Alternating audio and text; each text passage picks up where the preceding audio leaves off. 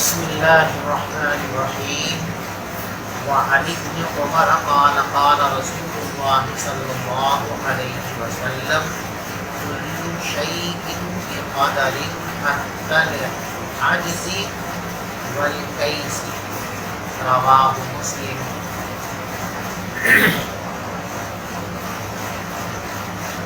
حضرت عبداللہ ابن عمر رضی اللہ تعالی عنہ ارشاد فرماتے ہیں کہ رسول پاک صلی اللہ علیہ وسلم نے ارشاد فرمایا کل شیء بقدر، ہر چیز تقدیر کے مطابق ہے، یہاں تک کہ نادانی اور عقل مندی۔ دیکھیے یہ روایت قرآن پاک اس آیت سے مستنبط ہے 27ویں پارے میں، اِنَّا كُلَّ شَيْءٍ خَلَقْنَاهُ بِقَدَرٍ۔ مشرکین مکہ ایک موقع پر حضور پاک صلی اللہ علیہ وسلم سے مسئلہ تقدیر پر مباحثہ کر رہے تھے۔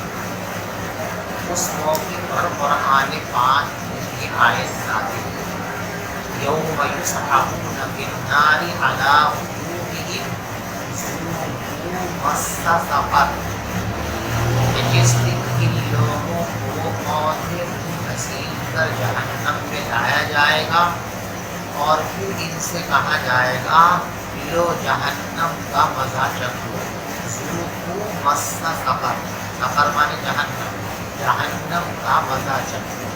اِنَّا كُلَّ شَيْءٍ خَلَقْنَاهُ بِقَدَرٍ، ہم نے ہر چیز کو اپنے اندازے کے مطابق بنایا۔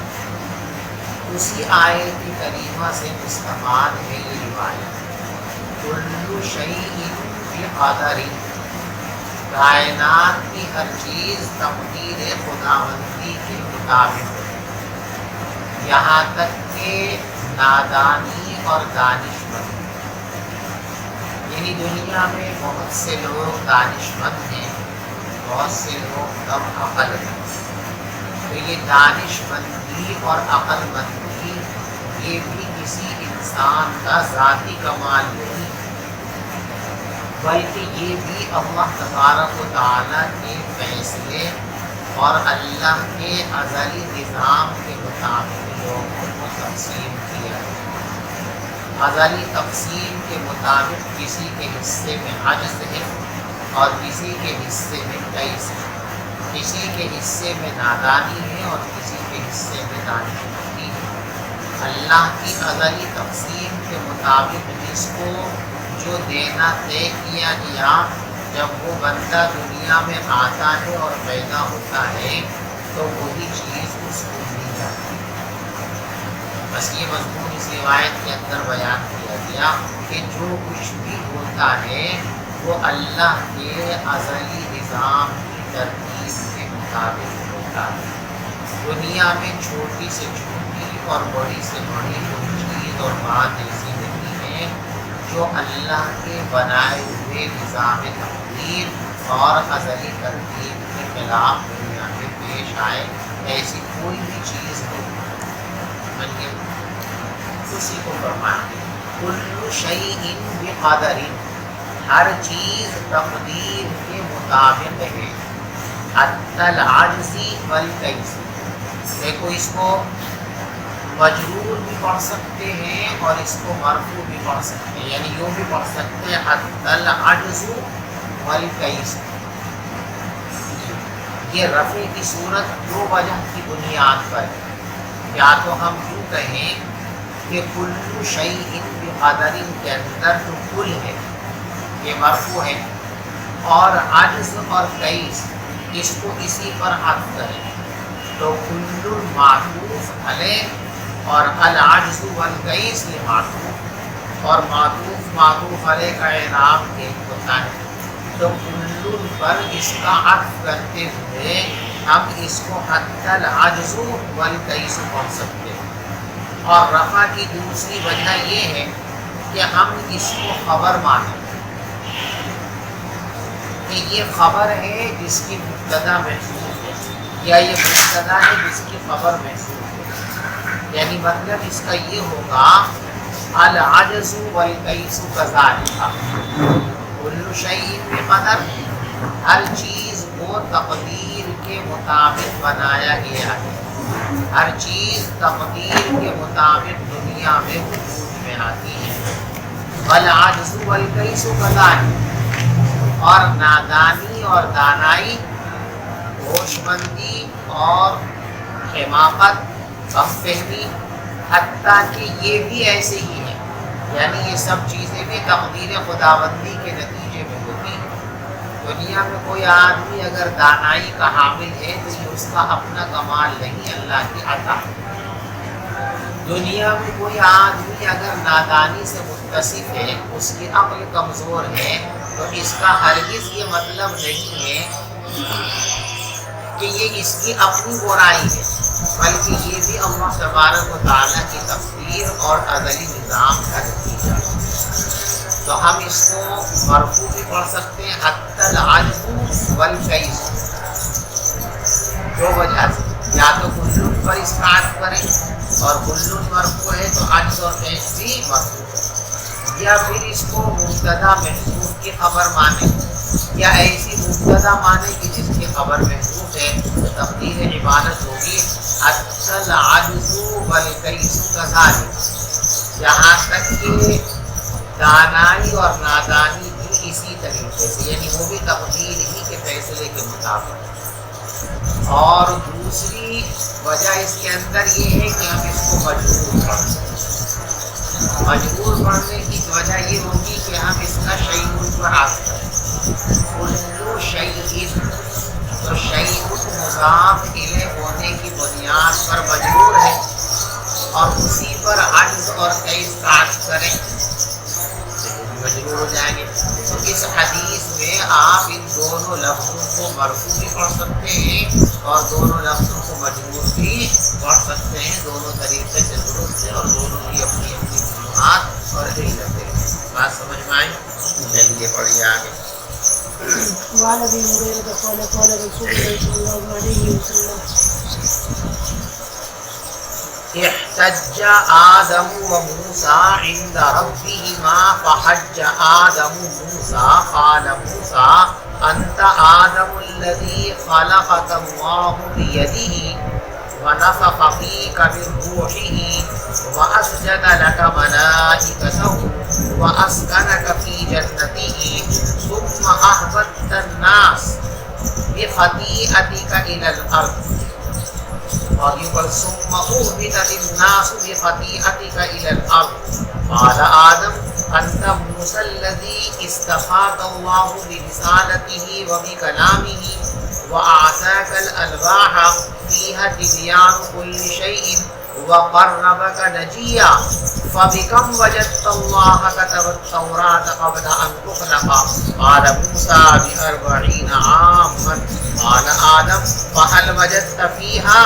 وعصى آدم ربه فغوى، قال نعم، قال أفتدعوني على أن عملت عملا كتبه الله علي أن أعمله قبل أن يخلقني ب40 سنة؟ قال رسول الله صلى الله عليه وسلم فحج آدم موسى، رواه مسلم۔ دیکھیے اس روایت کے اندر یہ بات بیان کی گئی ہے کہ حضرت موسیٰ علیہ السلام اور حضرت آدم علیہ السلام کے درمیان ایک مکالمہ ہوا، مناظرہ اور مباحثہ ہوا۔ اس مناظرے اور مباحثے میں حضرت آدم علیہ السلام کی جیت ہوئی۔ مناظرہ کیا تھا؟ مناظرہ یہ تھا کہ حضرت موسیٰ علیہ السلام نے حضرت آدم علیہ السلام سے کہا کہ ابا جی، ہم جو دنیا میں ٹھوکریں کھاتے پھر رہے ہیں نا، یہ سب آپ کی وجہ سے ہوا۔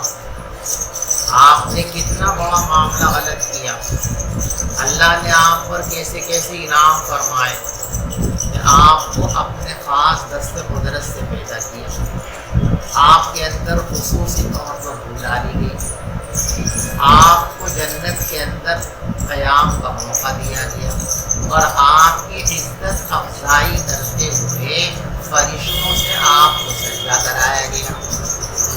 اور بس ایک چھوٹی سی بات آپ سے کہی گئی تھی، لا تقربا هذه الشجرہ، کہ جنت میں جو یہ خاص درخت ہے اس کے قریب مت جانا، اس کو استعمال مت کرنا، باقی ساری جنت تمہاری، وَكُلَا مِنْهَا رَغَدًا حَيْثُ شِئْتُمَا، پوری جنت میں جہاں چاہو جب چاہو جتنا چاہو کھاؤ، کوئی بندش نہیں ہے، لیکن لا تقربا هذه الشجرہ، دیکھو اس درخت کو مت چھو لینا۔ اتنی ساری نعمتیں، اتنے سارے انعام اور اعزاز پانے کے بعد پھر بھی آپ نے جو ہے اس درخت کو کھا لیا، اور اس درخت کے کھانے کا نتیجہ یہ ہوا کہ اللہ نے آپ کو زمین پر بھیج دیا۔ نہ آپ وہ درخت کھاتے، نہ آپ کو جنت سے نکال کر دنیا میں بھیجا جاتا، اور نہ دنیا میں آپ کی اولاد کو بھٹکنا پڑتا، دنیا کی مسائل سے دوچار ہونا پڑتا۔ تو یہ سارا سب کچھ آپ کی وجہ سے ہوا۔ سمجھئے؟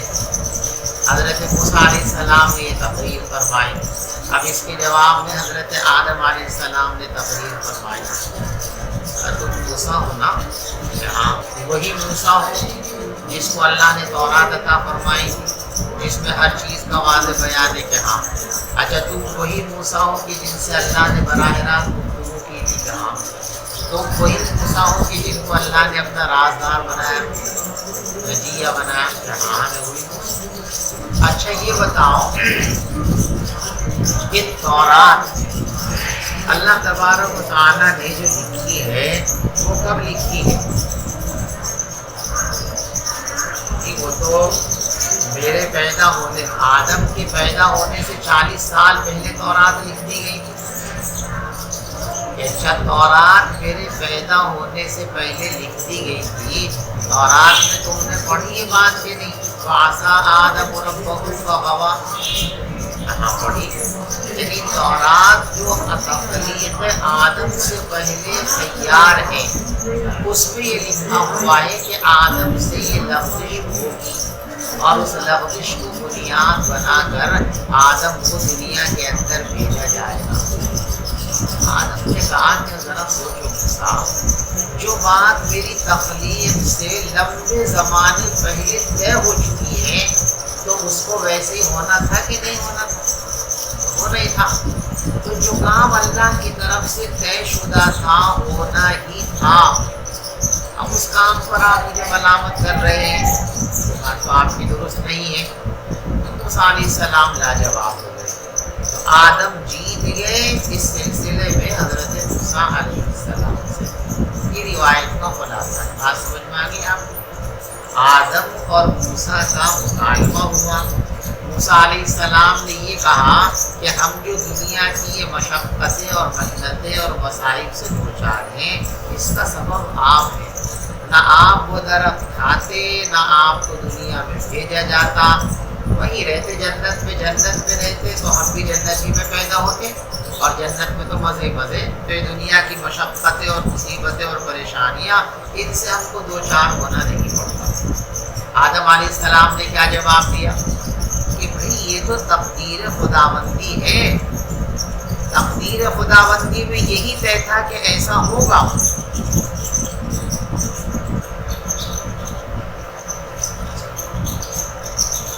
تقدیر خداوندی میں یہ تھا کہ ایسا ہوگا، اور تقدیر خداوندی کو بدلا جا سکتا ہے؟ نہیں بدلا جا سکتا، تو ایسا تو ہونا ہی تھا، اور جب یہ ہونا ہی تھا تو ہو گیا، تو اس میں مجھ پر ملامت کیوں کر رہے ہو آپ؟ مسئلہ جواب ہو گئے۔ سمجھ لیجیے روایت کا خلاصہ ہے۔ اب یہاں آپ کو چند باتیں خاص طور پر ذہن نشین کرتی اس روایت سے بتا دیں۔ پہلی بات تو یہ ہے کہ یہ مکالمہ اور مناظرہ کب ہوا ہے اور کہاں ہوا ہے، اور ہوا بھی ہے یا محض تمثیل ہے؟ بعض محدثین کی رائے یہ ہے کہ عملاً یہ مکالمہ ہوا نہیں اور نہ ہوگا، بلکہ یہ مکالمہ ایک تمثیل ہے، ایک مجاز ہے بات کو سمجھانے کے لیے۔ اور بعض حضرات کی رائے یہ ہے کہ یہ مکالمہ قیامت کے دن ہوگا، وہی قیامت میں ایسا ہوگا، قیامت میں ساری انسانیت کو دوبارہ زندہ کیا جائے گا، اس میں آدم بھی ہوں گے، موسیٰ بھی ہوں گے، اس وقت ان کی یہ گفتگو اور بات چیت۔ اور محدثین کا خیال یہ ہے کہ یہ واقعہ پیش آیا ہے حضرت آدم علیہ السلام کے قبر کے پاس، یعنی جب آدم علیہ السلام کے قبر کے پاس موسیٰ علیہ السلام گزرے ہیں تو آدم کی روح کا حضرت موسیٰ علیہ السلام سے تقابل ہو گیا۔ جیسے معراج کے موقع پر تمام انبیاء کی ارواح حضور پاک صلی اللہ علیہ وسلم سے ملی، تو وہاں روح کا تقابل ہوا حضرت موسیٰ علیہ السلام سے، اور وہی یہ سوال و جواب ہوئے۔ اور بعض حضرات کا خیال یہ ہے کہ یہ سوال و جواب ہوئے ہیں آسمان میں، اور حضرت موسیٰ علیہ السلام کی وفات کے وقت آدم علیہ السلام دنیا سے تشریف لے جا چکے ہیں۔ جب موسیٰ علیہ السلام کی وفات ہوئی اور ان کی روح آسمانوں پر گئی تو وہاں آدم علیہ السلام کی روح اور موسیٰ علیہ السلام کی روح کی ملاقات ہوئی، تو یہ مکالمہ اور مناظرہ روح موسیٰ اور روح آدم کے درمیان آسمانوں پر ہوا ہے۔ بہرحال جہاں بھی ہوا ہے اللہ تعالی۔ بات سمجھ میں آگے بھی احتج آدم، دیکھو احتج یحتج احتجاج، یہ باب افتعال سے ہے۔ اس کے معنی آتے ہیں ایک فریق کا دوسرے فریق سے حجت اور دلیل کا مطالبہ۔ تو آدم نے موسیٰ سے دلیل مانگی، موسیٰ نے آدم سے دلیل مانگی۔ احتج آدم و موسیٰ عند ربہما، موسیٰ اور آدم کا مناظرہ ہوا پروردگار کے سامنے۔ فحج، حج کے معنی غالب آ جانا، فحج آدم موسیٰ، تو موسیٰ علیہ السلام پر آدم علیہ السلام غالب آ گئے۔ قال موسیٰ، اب مناظرے کی تفصیل ہے۔ پہلے تو انجام بیان کر دیا کہ مناظرہ ہوا، اور اس مناظرے کے اندر جیت کس کی ہوئی ہے؟ آدم علیہ السلام کی ہوئی ہے۔ اب مناظرے کی تفصیل آپ کو سناتے ہیں، مناظرے کی ریکارڈنگ۔ قال موسیٰ، حضرت موسیٰ علیہ السلام نے فرمایا، انت آدم الذی خلقک اللہ بیدہ، آپ وہی آدم ہیں جن کو اللہ نے اپنے خاص دست قدرت سے پیدا کیا تھا۔ ہاتھ سے پیدا کرنے کا مطلب یہ ہے بغیر واسطوں کے پیدا کرنا۔ جتنے بھی انسان دنیا میں آئے ہیں ان سب کی ولادت کے لیے ماں باپ واسطہ ہے، لیکن آپ کے وجود کے لیے نہ ماں کا واسطہ ہے نہ باپ کا واسطہ ہے، براہ راست اللہ نے پیدا فرمایا۔ تو بیدہی اے بقدرتی، یعنی اپنی قدرت خاصہ سے بغیر کسی واسطے اور وسیلے کے آپ کو پیدا کیا گیا، یہ آپ کا خاص اعزاز ہے۔ ایک اعزاز تو اللہ نے آپ کو یہ دیا، وَنَفَخَ فِيكَ مِن رُوحِهِ، اور اللہ نے تمہارے اندر اپنی روح ڈالی۔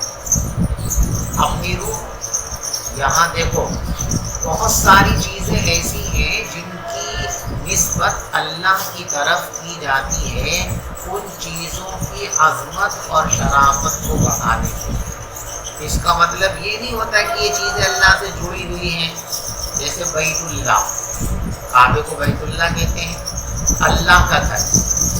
اب میں کہوں عبداللہ کا گھر، راشد کا گھر، خورشید کا گھر، کیا مطلب؟ یعنی وہ جگہ جہاں خورشید رہتا ہے، جہاں عبداللہ رہتا ہے، جہاں یعنی گھر اس کی طرف منسوب کیا جاتا ہے جو اس گھر کے اندر سکونت اختیار کرتا ہے۔ لیکن بیت اللہ کے اندر یہ مطلب نہیں کہ اللہ ساکن ہو، کہ اللہ اس گھر میں رہتا ہے۔ اللہ تو کسی مکان کے اندر نہیں ہے، کسی جہت کے اندر نہیں ہے۔ تو یہاں بیت اللہ کی طرف جو کعبے کی نسبت کی گئی ہے، یہ نسبت اس گھر کی عظمت اور شرافت کو ظاہر کرنے کے لیے۔ تو یہاں بھی فنفخ فیہ من روحہ، اللہ نے اپنی روح تمہارے اندر ڈالی۔ اس کا مطلب یہ نہیں کہ اس روح کا اللہ کی ذات سے تعلق ہے، بلکہ روح کی عظمت اور شرافت کو ظاہر کرنے کے لیے اس کو اللہ کی طرف جو ہے منسوب کیا گیا، اللہ کی طرف اس کی اضافت کی گئی، روح اللہ۔ بات سمجھ میں آ رہی؟ اور اللہ نے آپ میں اپنی روح ڈالی، اور بعض حضرات کہتے ہیں کہ روح سے مراد یہ روح ہے جس کو زندگی کہتے ہیں، بلکہ یہاں روح سے مراد وحی ہے، اور وحی کو روح کے نام سے قرآن میں بھی تعبیر کیا گیا۔ وَكَذَلِكَ أَوْحَيْنَا إِلَيْكَ رُوحًا مِّنْ أَمْرِنَا مَا كُنتَ تَدْرِي مَا الْكِتَابُ وَلَا الْإِيمَانُ، اپنے آپ کے پاس وحی بھیجی ہے، ورنہ وحی سے پہلے تو آپ کو پتہ ہی نہیں تھا کہ ایمان کس کو کہتے ہیں، کتاب اللہ کس کو کہتے ہیں۔ جب ہم نے وحی آپ کے پاس بھیج دی تب آپ کو ان ساری چیزوں کا علم ہوا، تو روح وحی کو بھی کہتے ہیں۔ تو یہاں بھی کیا مراد ہے کہ اللہ نے آپ میں اپنی روح ڈالی، یعنی اللہ تبارک و تعالیٰ نے آپ کو وحی سے سرفراز کیا۔ تو وحی یہاں روح سے مراد وہ بھی ہو سکتی ہے چیز ما بہ الحیات، روح سے کیا مراد ہے؟ ما بہ الحیات، جس چیز پر انسان کی زندگی کا دار و مدار ہے، اور وہ کیا ہے؟ اللہ جانتا ہے۔ یسألونک عن الروح قل الروح من امر ربی، لوگ آپ سے پوچھتے ہیں کہ روح کی حقیقت کیا ہے، تو فرمائے کہ روح کی حقیقت تم نہیں سمجھ سکتے، یہ اللہ کا ایک خاص معاملہ ہے، تمہارے پاس اتنا علم نہیں ہے کہ تم اس کی حقیقت کو سمجھ سکتے۔ تو ما بہ الحیات یہ بھی مراد ہو سکتا ہے روح سے، اور روح سے مراد وحی بھی ہو سکتی ہے کہ اللہ نے آپ کا یہ اعزاز بھی فرمایا کہ آپ کو وحی سے سرفراز فرمایا، جبریل امین آپ کے پاس وحی لے کر کے آتے تھے۔ بات سمجھتے ہیں؟ وَأَسْجَدَ لَكَ مَلَائِكَتَهُ، اور اللہ نے فرشتوں سے آپ کو سجدہ کرایا۔ فرشتوں سے جو آپ کو سجدہ کرایا گیا تھا، بعض لوگوں کی رائے تو یہی ہے کہ زمین پر پیشانی ٹیک کر جو نماز کا سجدہ ہے، اسی ہیئت سے آدم علیہ السلام کے سامنے فرشتوں نے سجدہ کیا تھا۔ آدم مسجود تھے اور فرشتے ساجد تھے، اور اس وقت میں سجدے تعظیمی جائز تھا، لہٰذا ہوا ہماری شریعت کے اندر سجدے تعظیمی جائز نہیں ہے، لہٰذا اب کوئی کسی بڑے کو اس طرح سجدہ نہیں کر سکتا۔ اور بعض مفسرین کی رائے یہ ہے کہ آدم مسجود لہو نہیں، بلکہ آدم ہے مسجود الیہ۔ فرشتوں نے اس وقت جو سجدہ کیا تھا نا، وَإِذْ قُلْنَا لِلْمَلَائِكَةِ اسْجُدُوا لِآدَمَ فَسَجَدُوا، جب ہم نے فرشتوں سے کہا کہ آدم کو سجدہ کرو تو سارے فرشتوں نے سجدہ کر لیا۔ تو یہ سجدہ آدم کو نہیں ہے، فرشتوں کا یہ سجدہ اللہ کے لیے ہے، مسجود لہو آدم نہیں ہے، بلکہ مسجود لہو کون ہے؟ اللہ ہے۔ اور آدم کیا ہے؟ آدم مسجود الیہ، یعنی جیسے ہم نماز کے اندر سجدہ اللہ کو کرتے ہیں، لیکن کون سا سجدہ معتبر ہے؟ جس سجدے کے اندر رخ کعبے کی طرف کیا جائے۔ کوئی آدمی کعبے سے ہٹ کر کے جائے دوسری صف کے اندر سجدہ کرے گا، وہ سجدہ قابل قبول؟ تو جیسے ہماری نمازوں میں، ہمارے سجدوں میں کعبۃ اللہ مسجود الیہ ہے، ایسے ہی اس وقت سجدہ جو اللہ کو کرایا گیا تو آدم کو قبلہ بنایا گیا کہ ہمیں سجدہ آدم کی طرف رخ کر کے کرو۔ اور جیسے مسجود لہو ہونا یہ عظمت کی بات ہے، مسجود الیہ ہونا یہ بھی عظمت کی بات ہے۔ بھائی ہم کعبے کی طرف سجدہ کرتے ہیں، سجدہ کس کو کرتے ہیں؟ اللہ کو، تو اللہ مسجود لہو ہے، لیکن سجدے میں مسجود الیہ کعبہ بنتا ہے تو کعبے کی عظمت ہے کہ نہیں ہے؟ تو مسجود الیہ کی بھی ایک عظمت ہوتی ہے۔ تو آدم کو جو فرشتوں سے سجدہ کرانے کا تذکرہ ہے، اس سجدے میں آدم مسجود لہو نہیں ہے، مسجود لہو تو اللہ ہی ہے، یعنی فرشتوں نے یہ سجدہ آدم کو نہیں بلکہ اللہ کو کیا ہے، لیکن مسجود الیہ اور قبلہ آدم کو بنایا گیا، اس لیے آدم کو سجدہ کرنا چاہیے، فسجدوا، اسی لیے۔ اور عبداللہ ابن عباس رضی اللہ تعالیٰ عنہ فرماتے ہیں کہ یہاں سجدے سے سجدے حقیقی مراد نہیں، بلکہ سجدے سے مراد ہے انحناء الرأس۔ ایسا نہیں کہ فرشتوں نے باقاعدہ زمین پر اس طرح سر رکھ کر آدم کو سجدہ کیا، بلکہ آدم کی عظمت اور بزرگی کے اقرار اور اظہار کے لیے ان کو کہا گیا سجدہ کرو، تو سارے فرشتے ایسے سر جھکا کر کھڑے ہو گئے۔ تو یہاں سجدے سے مراد وضع الجبہۃ علی الارض نہیں ہے، بلکہ انحناء الرأس۔ کہا گیا کہ عظمت کا اظہار کرو، اقرار کرو، تو سب نے اظہار عظمت کے لیے آدم کے سامنے اس طرح سر جھکایا۔ بات سمجھ میں آ رہی؟ اور عبداللہ ابن مسعود رضی اللہ تعالیٰ نے اس کی اور تفسیر کی، وہ کہتے ہیں یہاں مراد ہے اقتداء، فرشتوں کو یہاں مقتدی بنایا گیا اور آدم علیہ السلام کو امام بنایا گیا۔ فرشتوں کو سجدہ کرنے، فرشتوں کے سجدہ کرنے کا یہ مطلب نہیں کہ آدم کھڑے تھے اور ان کے سامنے فرشتے آ کے جھک گئے، بلکہ یہ کہا گیا کہ دیکھو آدم ہمارے لیے سجدے شکر کرے گے، جیسے ہی آدم سجدے میں جائیں زمین پر اپنی پیشانی رکھیں تو ان کی اقتداء، ان کی تقلید اور ان کی پیروی میں سارے فرشتے بھی زمین پر سجدہ کریں گے، سر رکھ جائیں گے۔ تو گویا آدم کو یہاں مسجود لہو یا مسجود الیہ نہیں بنایا گیا، بلکہ آدم کو یہاں امام بنایا گیا، فرشتوں کو مقتدی بنایا گیا، اور امام بھی ایک عظمت کی چیز ہے۔ ظاہر بات ہے کہ امام کس کو بناویں گے؟ غیر ردو خیرہ کو تو نہیں بنا سکتے، امام اسی کو بنایا جاتا ہے جو اچھا ہو، اور باقاعدہ حدیث میں اس کی تعریف بھی ہے، اجعلوا ائمتکم خیارکم او کما قال، جو تم میں سب سے اچھے اور بہتر ہوں تم ان کو اپنی نمازوں کے اندر اپنا امام بنایا کرو۔ بات سمجھ میں آ رہی؟ تو یہاں سجدہ کرنے میں کئی احتمال ہیں، کئی صورتیں ہیں جو میں نے آپ کے سامنے عرض کی۔ بہرحال آدم علیہ السلام سے موسیٰ نے کہا کہ دیکھو تم وہی تو آدم ہو کہ فرشتوں کو کہا گیا تھا کہ وہ تم کو سجدہ کریں۔ کتنے انعام ہو گئے؟ 3 ہو گئے نا بھائی۔ چوتھا انعام وَأَسْكَنَكَ فِي جَنَّتِهِ، اور اللہ نے تم کو اپنی جنت میں بسایا۔ اسکن کے معنی بسانا۔ آدم علیہ السلام کو دنیا میں لانے سے پہلے جس جنت میں رکھا گیا تھا، یہ کون سی جنت ہے؟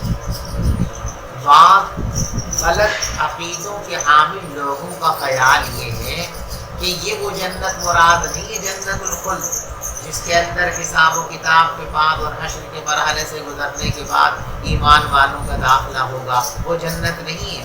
اس لیے کہ اس جنت میں تو ایک مرتبہ داخل ہونے کے بعد باہر نہیں نکلا جائے گا۔ جو جنت میں جائے گا وہ ہمیشہ کے، ایسا کوئی بھی انسان نہیں ہوگا کہ اللہ پہلے کسی کو جنت میں ملا لے اور ابھی کہ بھگوے بگیا سے اپنی رقم سے جنت میں، ایسا نہیں ہو۔ جسے بلا لیا ہمیشہ کے لیے بلا لیا اور وہ ہمیشہ رہے گا۔ تو اگر جنت میں جاتے تو پھر کیسے نکل جاتے وہاں سے؟ اس لیے ان لوگوں کا خیال یہ ہے بستان من بساتین الدنیا، دنیا میں کوئی بہت ہی عمدہ، بہت ہی اعلیٰ درجے کا ایک باغ اللہ نے بنایا تھا، اس باغ میں آدم کو رکھا تھا، اور جب یہ حادثہ ہو گیا ایک درخت شجر ممنوعہ کو کھانے کا، تو پھر اس باغ سے نکال دیا گیا اور عام دنیا کے اندر بھیج دیا گیا۔ یہ بعض لوگوں کا خیال ہے جو غلط ہے۔ ہماری بات جمہور فقہا محدثین اہل سنت والجماعت تمام معتبر طبقات کا مسلک یہی ہے کہ یہاں مراد جنت سے ہوئی جنت الخلد ہے، جنت النعیم ہے، جو اللہ تبارک و تعالیٰ نے اپنے نیک بندوں کے لیے بنائی ہے۔ اللہ ہم سب کو اس کا سزاوار اور حقدار بنا دے، ہم سب کو جنت میں پہلے مرحلے کے اندر داخل کروا دے۔ تو آدم کو تخلیق کے بعد جس جنت میں رکھا گیا تھا، یہ یہی جنت المأویٰ ہے، جنت الخلد ہے۔ جو قیامت میں لوگوں کو عطا کی جائے گی. اللہ سب کو عطا کرے. وَأَسْكَنَكَ فِي جَنَّتِهِ، اور اللہ نے آپ کو اپنی جنت میں بسایا. ان ساری چیزوں کے بعد آپ نے کیا کیا؟ آپ نے یہ کیا کہ ہم تو ڈوبے ہیں صنم، تم کو بھی لے ڈوبیں گے. خود تو آئے مصیبت میں اور پوری ذریت کو مصیبت میں ڈال دیا.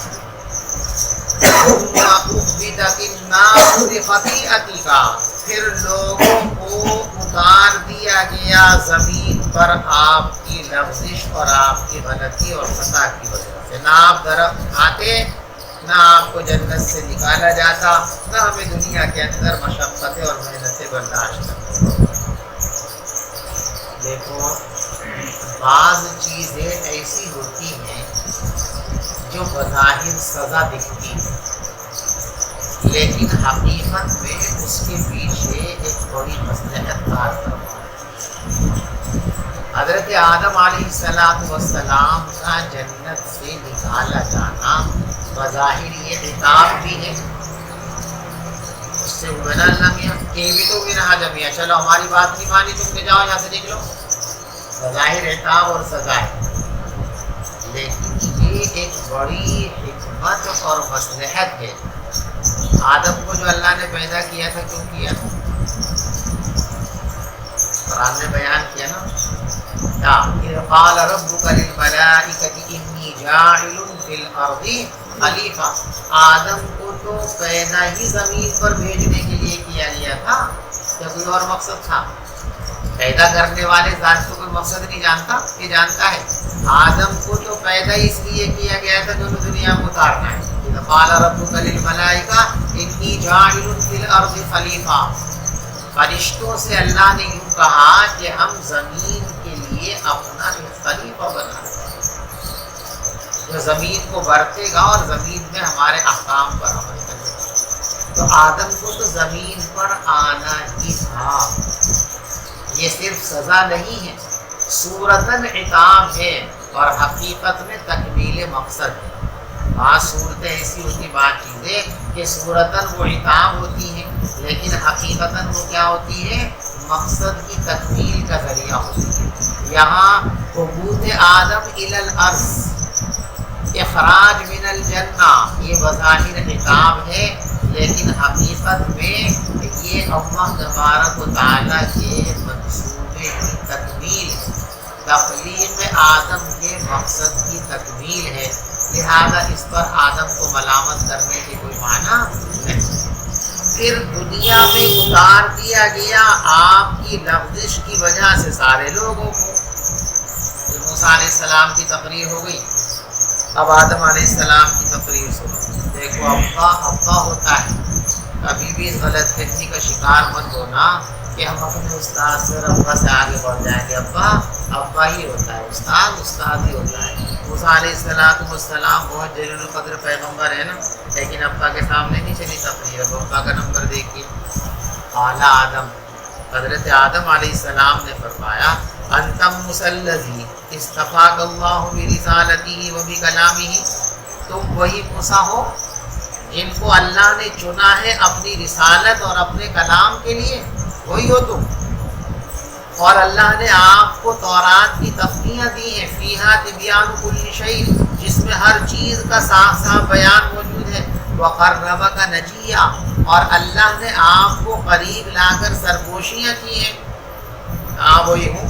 اچھا بتاؤ، فَبِكَمْ وَجَدْتَ اللَّهَ كَتَبَ التَّوْرَاةَ قَبْلَ أَن تُخْلَقَ، بتاؤ اللہ نے تورات کو میری تخلیق سے کتنے دن پہلے لکھا؟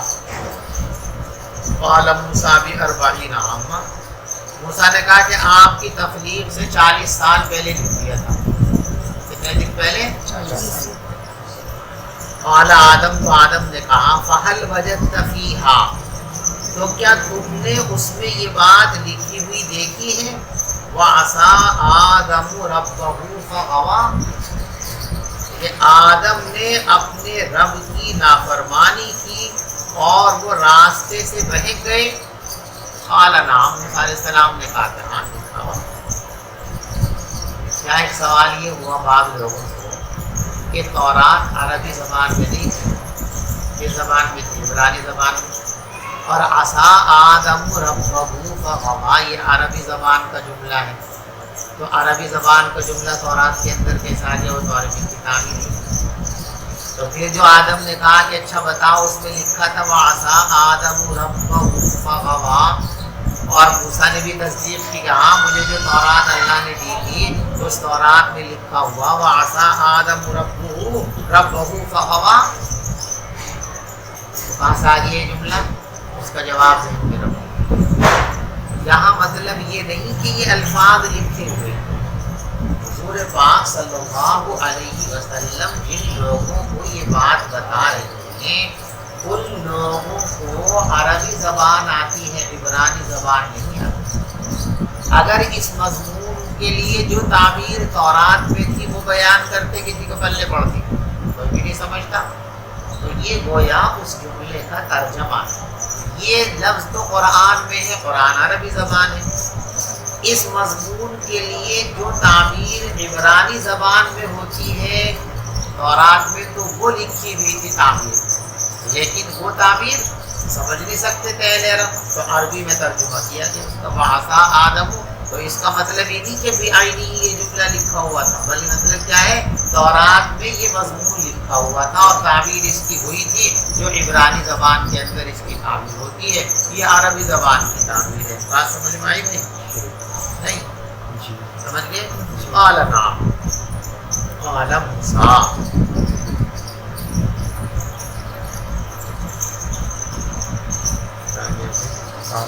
वाला तो आदम अलैहिस्सलाम ने फरमाया अफतलूमुनी अला अन अमिलतु अमलन कतबहुल्लाहु अलैया अन अअमलहु क़ब्ल अन यख़्लुक़नी बि40 सना। मूसा, क्या तुम मुझे मलामत कर रहे हो इस बात पर कि मैंने वो काम कर लिया जिसको अल्लाह मेरे बारे में तय फरमा चुके थे कि वो काम मैं करूँगा मेरे पैदा करने से 40 साल पहले। तो पैगम्बर अलैहिस्सलातु वस्सलाम ने फरमाया फहज्ज आदम मूसा अलैहिस्सलाम पर आदम अलैहिस्सलाम गालिब आ गए। समझ गए भाई? अब यह एक बात और समझनी है आपको बस। आदम अलैहिस्सलाम की तकरीर का खुलासा ये है कि जो लफ्ज़िश मुझसे हुई है वो तो तकदीर में लिखी हुई थी, और तकदीर में जो लिखा हुआ होता है वो तो होकर रहता है, तो फिर मेरी क्या गलती? जो खुलासा है ना, अगर ये बात मान ली जाए तो दुनिया में कोई शख्स भी काबिल मुआवजा नहीं है। हमारा तो ईमान है कुल्लु शैइन बिक़दर, सब कुछ पहले से तयशुदा है।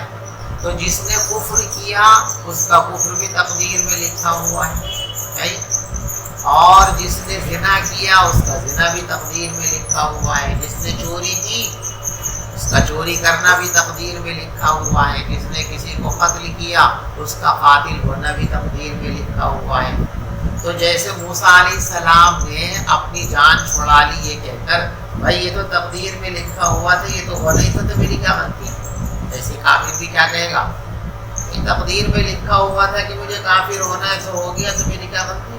कातिल भी क्या कहेगा, ये तकदीर में था कि मुझे कातिल होना है तो हो गया, मेरी क्या गलती?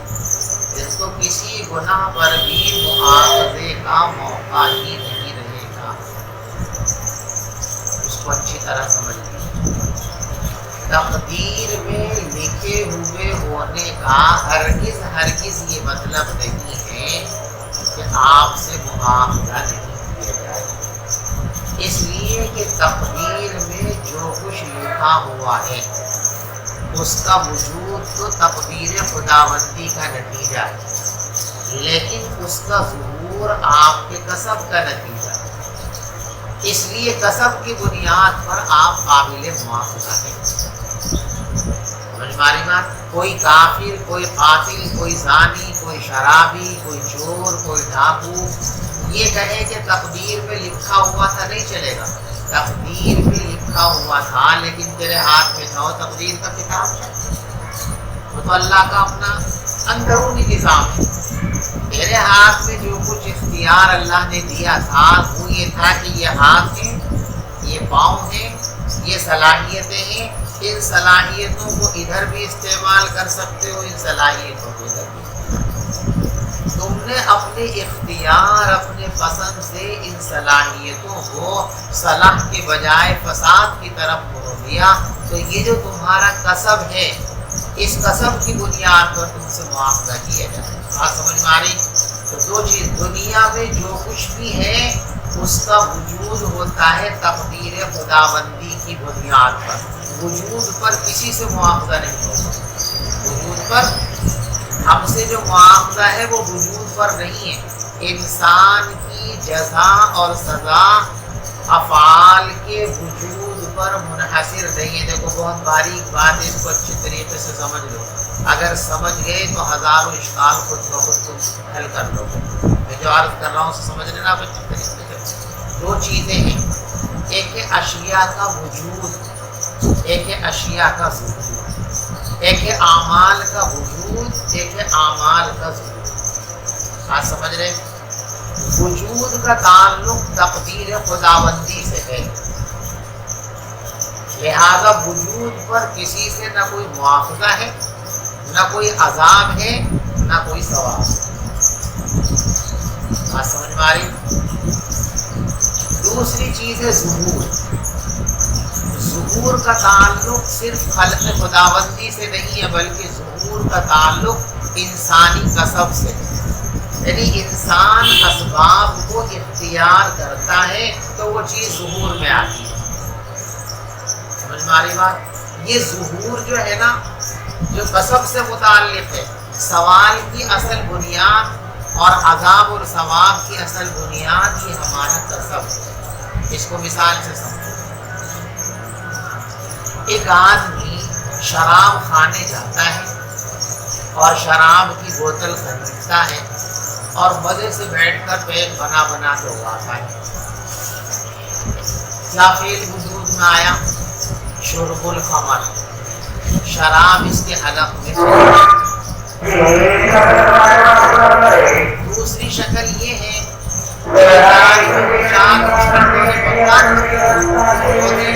لگائے تکڑے کر کے اور چاقو یہاں رکھ دیا، پی سے شراب کو پی، نہیں پیے گا تو بھی نکال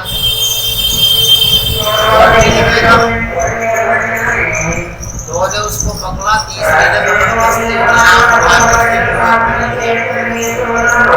شراب حلق سے چلی گئی نا، شرب خمر ہو گیا کہ نہیں ہو گیا؟ سمجھ میں آ رہی؟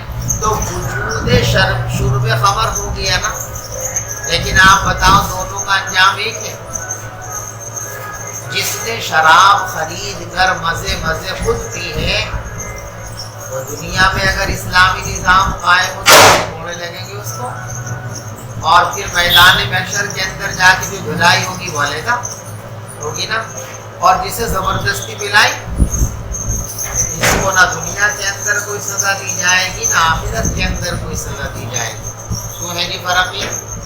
دونوں صورتوں کے اندر شرب خمر ہوا نا، نہیں ہوا؟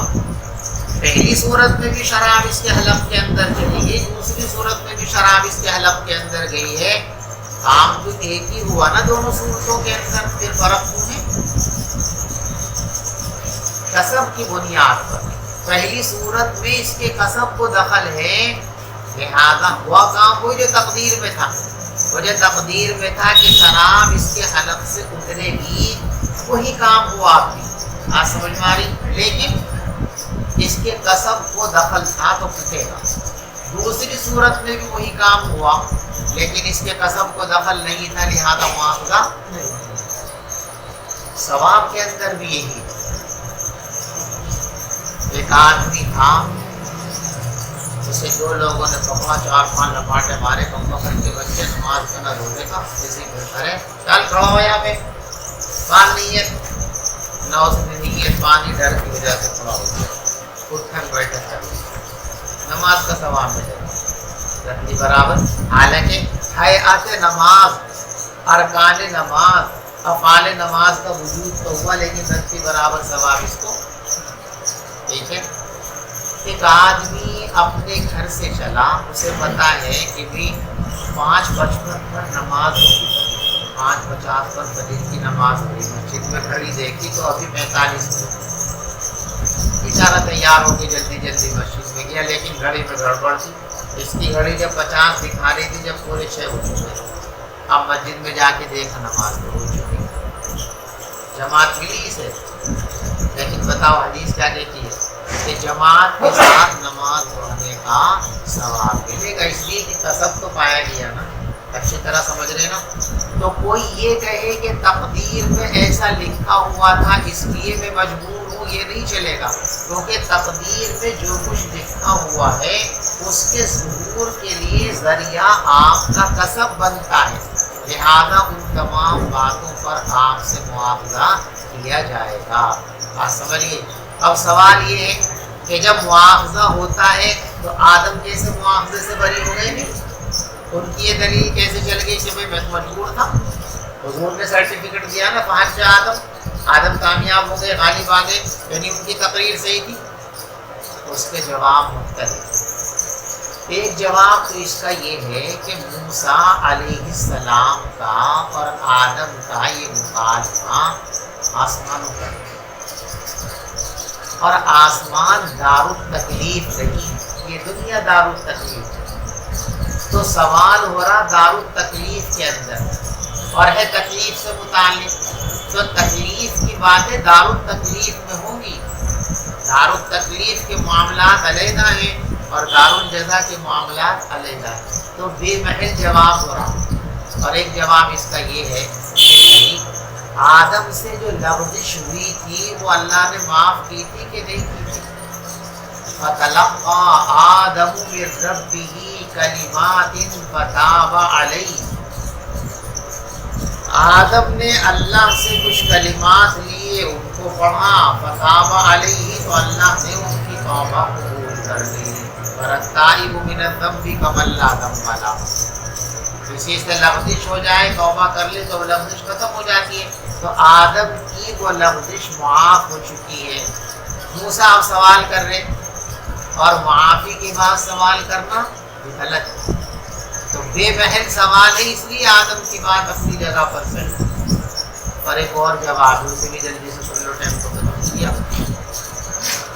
یہاں دو چیزیں ہیں، ایک ہے معصیت اور ایک ہے مصیبت۔ معصیت اور مصیبت دونوں کا چولی دامن کا ساتھ ہے۔ جب معصیت ہوتی ہے تو دنیا میں مصیبت آتی ہے۔ ما اصابکم من مصیبت فبما کسبت ایدیکم، تو معصیت اور مصیبت کا چولی دامن کا ساتھ ہے۔ سمجھ میں آ رہی بات؟ معصیت ہوگی تو مصیبت ضرور آئے گی۔ معصیت ہوئی، لا تقربا ہذہ الشجرہ کی خلاف ورزی ہوئی تو مصیبت آئے گی بھی۔ تو نکلو یہاں سے، خالی کرو مکان ہمارا، ٹھیک ہے نا؟ انسان کے ساتھ دو چیزیں جڑی ہوئی ہیں، ایک مصیبت اور ایک معصیت، ٹھیک ہے؟ دونوں تقدیر میں۔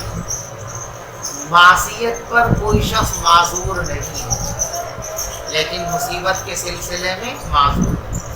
معصیت پر مواخذہ ہوگا، مصیبت پر مواخذہ، سمجھ میں آ رہی بات؟ تو قابل مواخذہ ہے معصیت، اور مصیبت یہ قابل، کسی کو مصیبت پر مدعو نہیں کر سکتے، معصیت پر مدعو کر سکتے ہیں۔ یہاں آدم علیہ السلام کو موسیٰ علیہ السلام جو مدعو کر رہے ہیں وہ معصیت پر نہیں بلکہ مصیبت پر۔ اصل ان کا میل کیا ہے نا بھائی، ہم جو دنیا میں آئے تمہاری وجہ سے آئے، تو جو مصیبت ہے نا، مصیبت، اس مصیبت پر یہ مواخذہ کر رہے ہیں، اور مصیبت پر مواخذے کی اجازت، معصیت پر مواخذہ ہوتا ہے، مصیبت پر مواخذہ نہیں ہوتا۔ تو آدم جیتے ہیں اس لیے کہ موسیٰ علیہ السلام کا سوال بے محل تھا، معصیت پر نہیں تھا بلکہ مصیبت پر تھا، اور مصیبت قابل مواخذہ نہیں ہوتی ہے بلکہ معصیت قابل مواخذہ ہوتی ہے۔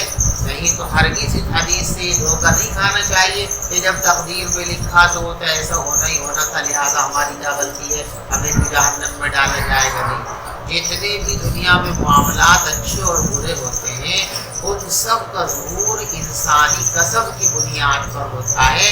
کسب کی شمولیت کی وجہ سے ہر انسان سے اس کے اعمال کے مطابق معاملہ کیا جائے گا، اچھے اعمال ثواب دیے جائے گا، برے اعمال تو اس کو سزا دی جائے گی۔ اللہ کو